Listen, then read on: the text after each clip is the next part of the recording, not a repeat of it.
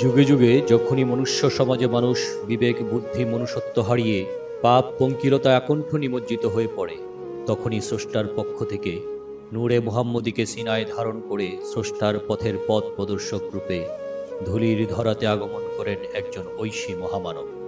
এমনই এক ক্রান্তিকালে নূরে মুহাম্মদীর প্রজ্বলিত আলোকচ্ছটা হৃদয়ে ধারণ করে মানবতার সমুজ্জ্বল জ্যোতি হয়ে জগতের বুকে তশরিফ নেন জ্যোতির্ময় মহাপুরুষ সুফি সম্রাট হজরত সৈয়দ মাহবুবে খোদা দেওয়ানবাগী রহমাতুল্লাহি আলাইহি।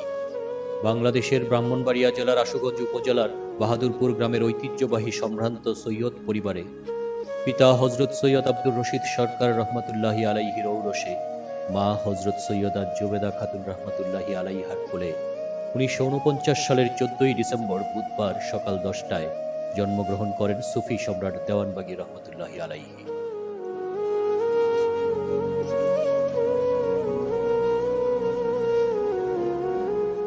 সর্বকালের সর্বশ্রেষ্ঠ মহামানব হজরত মুহাম্মদ সাল্লাল্লাহু আলাইহি ওয়াসাল্লামের সুমহান শিক্ষা পথহারা মানুষের কাছে পৌঁছে দিতে তাঁর পবিত্র বংশধর হজরত ইমাম জাফর সাদিক রহমাতুল্লাহি আলাইহি এর উত্তরপুরুষ এবং সুফি সম্রাটের পূর্বপুরুষ হজরত সৈয়দ দোস্তম মাহমুদ সিপাহী রহমতুল্লাহি আলাইহি আরব উপদ্বীপের কাতার থেকে তৎকালীন ভারতবর্ষের পূর্ববঙ্গে আগমন করেন।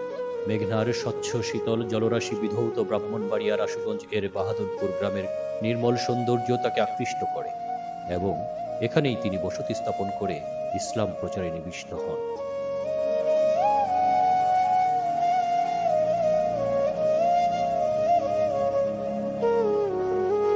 মাতৃগর্ভকালীন সময়ে দেওয়ানবাগী হুজুরের সুফি সাধক পিতার সঙ্গে বিভিন্ন শ্রেণীর অলিয়া উলিয়াগণ সাক্ষাৎ করে আল্লাহর এই প্রিয় বন্ধুর আগমনের সুসংবাদ দিয়েছিলেন।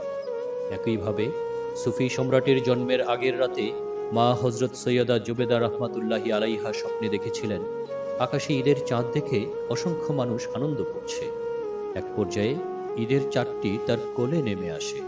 আরও কিছু অলৌকিক ঘটনার ধারাবাহিকতায় এই স্বপ্ন দেখে তিনি নিশ্চিত হয়েছিলেন তার গর্ভে আল্লাহর নির্বাচিত কোনো মহামানবের আবির্ভাবে।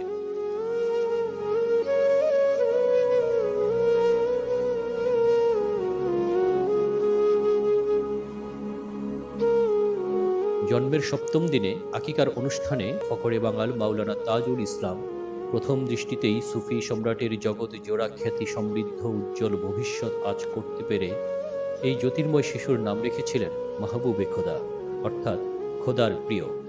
ঐতিহ্যবাহী আচারনিষ্ঠ সম্ভ্রান্ত পরিবারে বেড়ে ওঠে দয়া, মানবিকতা, সততা, সামাজিকতার মতো উন্নত চারিত্রিক গুণাবলী দিয়ে কিশোর বয়সেই সকলের মন জয় করে নিয়েছিলেন সুফি সম্রাট।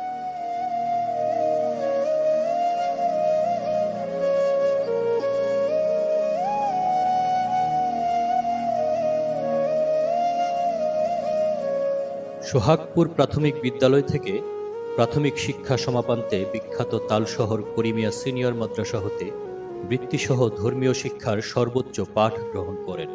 ছাত্রাবস্থাতে সুফি সম্রাটের সঙ্গে বিভিন্ন শ্রেণীর অলিয়া উলিয়ারা সাক্ষাৎ করতেন এবং সে সময়ে তার দ্বারা বিভিন্ন অলৌকিকত্বও প্রকাশ পেয়েছিল। আকর্ষণীয় ব্যক্তিত্ব এবং নেতৃত্বের গুণাবলীর কারণে তিনি মাদ্রাসার ছাত্র সংসদের ভিপি নির্বাচিত হন এবং মাদ্রাসা জীবনের শেষ দিন পর্যন্ত এই পদে ছিলেন।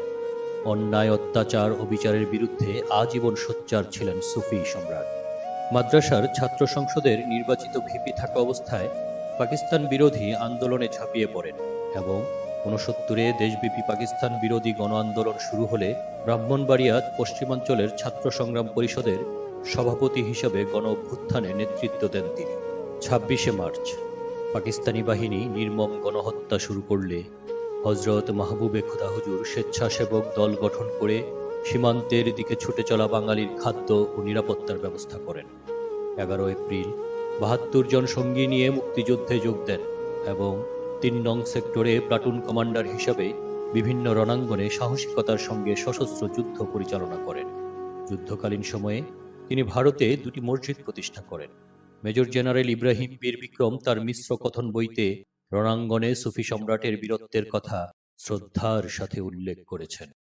1971 সালের 20শে নভেম্বর ভারতের হেজামারায় 3 নং সেক্টরের হেডকোয়ার্টারে ঈদ উল ফিতরে মুক্তিযোদ্ধাদের জামাতে খুতবা প্রদানকালে সৈয়দ মাহবুবে খোদা হুজুর সুদৃঢ় ও তেজদীপ্ত কণ্ঠে ঘোষণা করেছিলেন, আপনারা সাক্ষী থাকেন, আল্লাহর কসম, আগামী বকরা ঈদের আগে দেশ স্বাধীন হবে এবং আমি আপনাদেরকে নিয়ে রেসকোর্স ময়দানে ঈদের জামাত আদায় করব। মহান রাব্বুল আলামিন কবুল করেছিলেন সেই ঐশী ঘোষণা। পরবর্তী মাত্র ২৬ দিনে মহান বিজয়ের মাধ্যমে যুদ্ধের সমাপ্তি হয়েছিল এবং রেসকোর্স ময়দানে সুফি সম্রাটের ইমামতিতে ঈদুল আজহার নামাজ আদায় করেছিলেন মুক্তিযোদ্ধারা। ঈদুল ফিতরের খুতবা প্রদানের এই ঘটনার উল্লেখ রয়েছে মেজর কামরুল হাসান ভূঁইয়ার স্বাধীনতা, মেজর নাসির উদ্দিনের যুদ্ধে যুদ্ধে স্বাধীনতা সহ মুক্তিযুদ্ধের ইতিহাসের বিভিন্ন গ্রন্থে। পরবর্তীতে মেজর জেনারেল শফিউল্লাহ সাহেবের অনুরোধে সুফি সম্রাট হুজুর বাংলাদেশ সেনাবাহিনীতে ১৬ বেঙ্গল রেজিমেন্টে রিলিজিয়াস টিচারের পদে যোগদান করেন।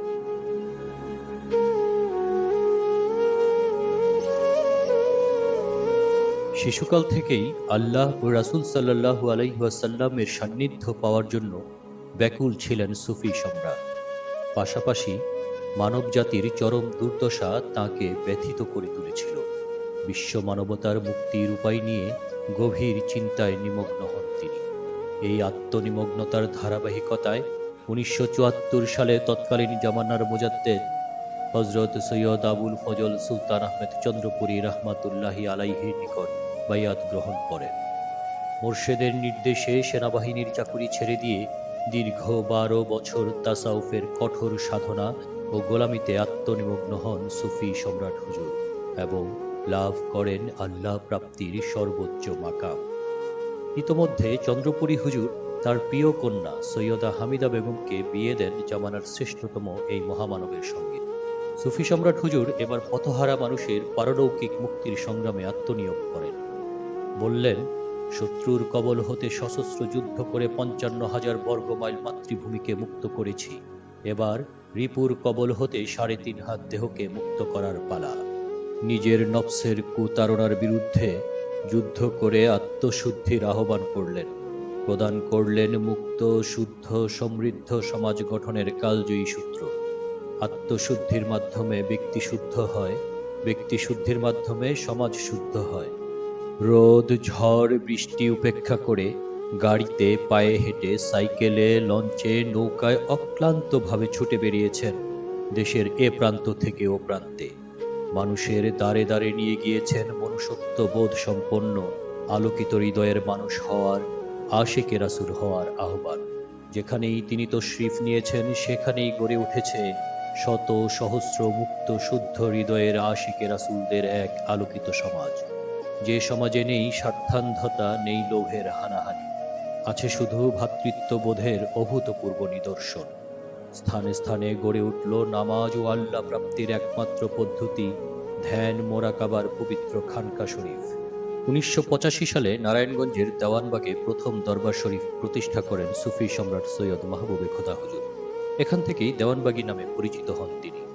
১৯৯২ সালে সুফি সম্রাট হুজুর ঢাকার ১৪৭ আরামবাগে বাবে রহমত নামে কেন্দ্রীয় দেওয়ানবাগ দরবার শরীফ প্রতিষ্ঠা করেন। এরপর একে একে সারা দেশে ১১টি দরবার শরীফ, বাংলাদেশ সহ বিশ্বের বিভিন্ন দেশে ২ শতাধিক খানকা, ৫ শতাধিক জাকের মজলিস ও অসংখ্য মসজিদ প্রতিষ্ঠা করেছেন। এসব দরবার খানকাগুলো পরিণত হয় আল্লাহ প্রাপ্তির সাধনার কেন্দ্রবিন্দুতে।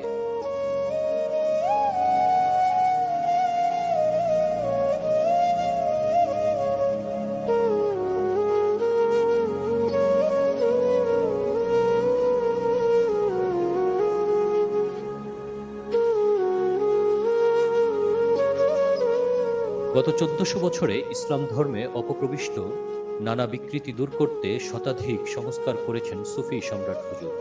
এগুলোর মধ্যে ১৮টি সংস্কার বাংলাদেশ সরকার রাষ্ট্রীয়ভাবে বাস্তবায়িত করেছে।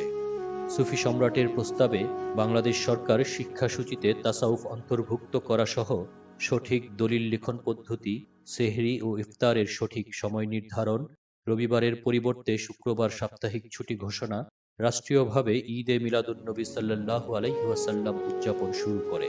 তিনি হাতে কলমে গুণে প্রমাণ করে দেন পবিত্র কোরআনের আয়াত সংখ্যা ৬,৬৬৬টি নয়, সঠিক সংখ্যা ৬,২৩৬টি। অসংখ্য দলিল প্রমাণ দিয়ে সুফি সম্রাট প্রমাণ করে দিলেন দয়াল রাসূল সাল্লাল্লাহু আলাইহি ওয়াসাল্লাম গরীব ছিলেন না। তিনি ছিলেন আরবের তৎকালীন রাজ পরিবারের সন্তান, অন্যতম শীর্ষ ধনী। জাতির সামনে তুলে ধরলেন রাহমাতুল্লিল আলামিনের সম্মানিত পিতামাতার যথাযোগ্য সম্মান ও মর্যাদা।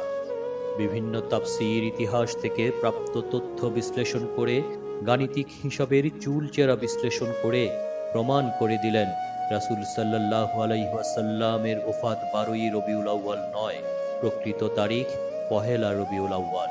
বিশ্ব মুসলিমকে মুক্ত করলেন ইতিহাসের এক কলঙ্কজনক বিকৃতি থেকে। মহান আল্লাহর পরিচয় তুলে ধরতে 8 খণ্ডের সুবিশাল তাফসীরে সুফি সম্রাট দেওয়ানবাগী সহ তিনি তাসাউফ ভিত্তিক বহু গবেষণা গ্রন্থ প্রণয়ন করেছেন, যা সত্যানুসন্ধানীদের আত্মার খোরাকে পরিণত হয়েছে। এর মাঝে ইয়াজিদের চক্রান্তে মোহাম্মদী ইসলাম, আল্লাহ কোন পথে, আল্লাহকে কি সত্যিই দেখা যায় না, রাসূল সাল্লাল্লাহু আলাইহি ওয়াসাল্লাম কি সত্যিই গরীব ছিলেন, মুক্তি কোন পথে, শান্তি কোন পথে বিশেষভাবে উল্লেখযোগ্য। তিনি তার তাফসীর গ্রন্থে প্রায় 4000 আয়াত ও 8000-এর অধিক সহিহ হাদিস দিয়ে প্রমাণ করে দিলেন আল্লাহ নিরাকার নন, আল্লাহর নূরের আকার আছে। দেওয়ানবাগী হুজুর মানুষকে শিক্ষা দিয়েছেন আত্মশুদ্ধি, দিল জিন্দা নামাজে হুজুরি অর্জন আর আশিকে রাসূল হওয়ার। তিনি শিক্ষা দিয়েছেন গভীর ধ্যান মোরাকাবার মাধ্যমে কলবের মাঝে আপন প্রভুকে প্রত্যক্ষ করার পদ্ধতি। এমন ব্যক্তিত্বকেই হয়তো যুগে যুগে কবি সাহিত্যিকগণ আখ্যায়িত করতে চেয়েছেন কিংবদন্তি অভিধায়। জীবদ্দশায় যার উপরে বিশ্ববিদ্যালয়ে পিএইচডি গবেষণা হয়েছে, মেধাবীদের জন্য স্বর্ণপদকের নামকরণ করা হয়েছে, আপন বন্ধুত্বের প্রমাণ দেওয়ার জন্য সুফি সম্রাটের মাধ্যমে আল্লাহ রাব্বুল আলামিন কয়েক লক্ষ কারামত প্রকাশ করেছেন, যার জীবন্ত সাক্ষী হাজারো আশিকে রাসূল। ধর্মের প্রতিটি বিষয়ে সুফি সম্রাটের পবিত্র কোরআন হাদিসের আলোকে সুস্পষ্ট যুক্তিপূর্ণ ব্যাখ্যা আকৃষ্ট করেছে সারা বিশ্বের জ্ঞানী গুণীদেরকে। সকল শ্রেণী পেশার ধর্মের মানুষ তাঁর কাছে ছুটে এসেছেন আত্মার খোরাক নিতে, আত্মমুক্তির আশায়। বর্তমানে সারা বিশ্বে 3 কোটিরও অধিক মানুষ তাঁর নির্দেশিত পথে আল্লাহ ও রাসূল সাল্লাল্লাহু আলাইহি ওয়াসাল্লামকে প্রাপ্তির সাধনায় নিমগ্ন রয়েছেন। শুধু বাংলাদেশ নয়, বিশ্বের শতাধিক দেশের অসংখ্য মানুষ দেওয়ানবাগী হুজুরের শিক্ষায় উদ্বুদ্ধ হয়ে আল্লাহ ও রাসূল প্রাপ্তির পথে ধাবিত হয়েছেন।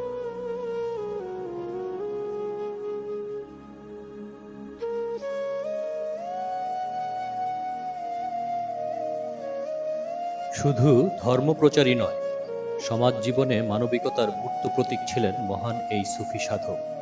শিক্ষা, চিকিৎসা, রাস্তাঘাট, ব্রিজ, কালভার্ট নির্মাণ, প্রতিটি প্রাকৃতিক দুর্যোগে ত্রাণ বিতরণ সহ নানা জনহিতৈষী কর্মকাণ্ডে আজীবন নিজেকে যুক্ত রেখেছেন দেওয়ানবাগী হুজুর। দুস্থ হৃদরোগীদের জন্য প্রতিষ্ঠিত ন্যাশনাল হার্ট ফাউন্ডেশনের অন্যতম পৃষ্ঠপোষক হিসেবে প্রতিষ্ঠানটির আজীবন সদস্য ছিলেন তিনি। নিজ গ্রাম বাহাদুরপুরে হাজারো মানুষকে বিনামূল্যে চিকিৎসা সেবা দিয়েছেন। এছাড়া সকল দুর্যোগে মানবতার সেবায় নিজেকে উজাড় করে দিয়েছেন সুফি সম্রাট দেওয়ানবাগী রহমতুল্লাহি আলাইহি হুজুর। 1988 এবং 98 সালে ভয়াবহ বন্যায় দরবার শরীফে সারা রাত খাবার প্রস্তুত করে প্রতিদিন ঢাকা ও নারায়ণগঞ্জের অসহায় মানুষের মাঝে নিজ হাতে খাদ্য বিতরণ করেছেন। এছাড়া নিজের অনুসারীদের মাধ্যমে দেশের বিভিন্ন প্রান্তে ত্রাণ পৌঁছে দিয়েছেন। শিক্ষার বিস্তারেও বড় ভূমিকা রয়েছে সুফি সম্রাট হুজুরের। রাজধানীর আরামবাগ স্কুল অ্যান্ড কলেজ, ব্রাহ্মণবাড়িয়ায় বাহাদুরপুর প্রাথমিক বিদ্যালয়, নারায়ণগঞ্জে দেওয়ানবাগ প্রাথমিক বিদ্যালয়ের তিনি অন্যতম প্রধান পৃষ্ঠপোষক। সুফি সম্রাট হুজুর ব্রাহ্মণবাড়িয়ার বাহাদুরপুর, নারায়ণগঞ্জের দেওয়ানবাগে বহু রাস্তা, ব্রিজ, কালভার্ট নির্মাণ করে এলাকাবাসীর নির্বিঘ্নে চলাচলের সুযোগ করে দিয়েছেন।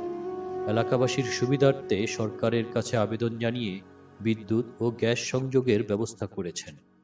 ওফাতের পূর্বে মানবিকতার সর্বশেষ উদাহরণ রেখে গিয়েছেন সুফি সম্রাট হুজুর। করোনা মহামারীতে সারা পৃথিবী যখন স্তব্ধ হয়ে গিয়েছিল, দেশে কিংবা প্রবাসে লাখো মানুষ যখন কর্মহীন, তখন দেওয়ানবাগী হুজুরের নির্দেশে সারা দেশে খাদ্য সহায়তা দেওয়া হয় অসহায় মানুষের মাঝে। দিয়েছেন নগদ অর্থ সহায়তাও। এ কার্যক্রম শুধু দেশেই সীমাবদ্ধ থাকেনি। সৌদি আরব, সিঙ্গাপুর, মালয়েশিয়া, মালদ্বীপ, সংযুক্ত আরব আমিরাত, সুইডেন, গ্রিস, সাউথ আফ্রিকা সহ বিভিন্ন দেশে যেসব প্রবাসী বাংলাদেশি ও স্থানীয় জনগোষ্ঠী বেকার হয়ে পড়েছিলেন, তাদের কাছেও দেওয়ানবাগী হুজুর সাহায্যের হাত বাড়িয়ে দিয়েছেন।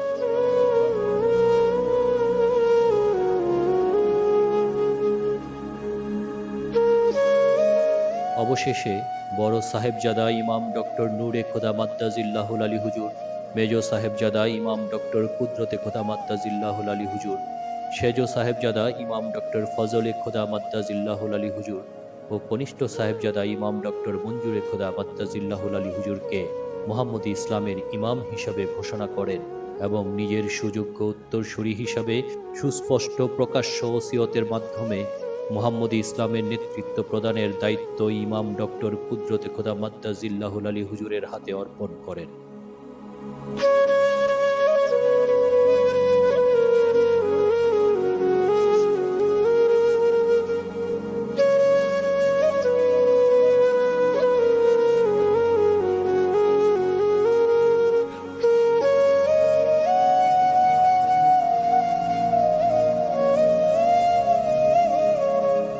আল্লাহ ও রাসূল সাল্লাল্লাহু আলাইহি ওয়াসাল্লামের অর্পিত সকল দায়িত্ব সুচারুরূপে সম্পাদন করে 2020 সালের 28শে ডিসেম্বর সোমবার সকাল 6টা 48 মিনিটে সুফি সম্রাট হুজুর কেবলাজারের 71 বছরের মহাকর্মময় জীবনের পরিসমাপ্তি ঘটে।